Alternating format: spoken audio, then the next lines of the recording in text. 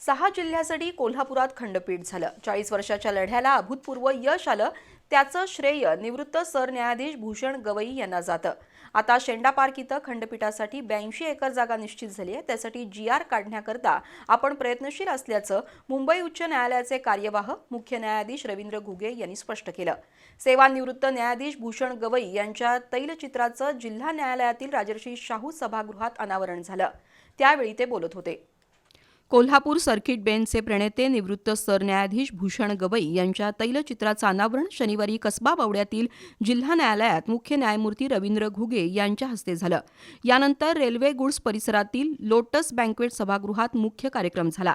यावेळी जिल्हा bar association आणि जिल्हा न्यायालयातर्फे न्यायमूर्ती अभय आहुजा, वृषाली जोशी, शैलेश ब्रह्म, नंदेश देशपांडे, संदेश पाटील, प्रमुख जिल्हा न्यायाधीश A.M. पाटील यांच्यासह न्यायाधीश, अधिकारी, बार कौन्सिल चे सदस्य संग्रामसिंह देसाई, विवेक घाटगे, मिलिंद थोबडे यांच्यासह मान्यवरांचा सत्कार झाला।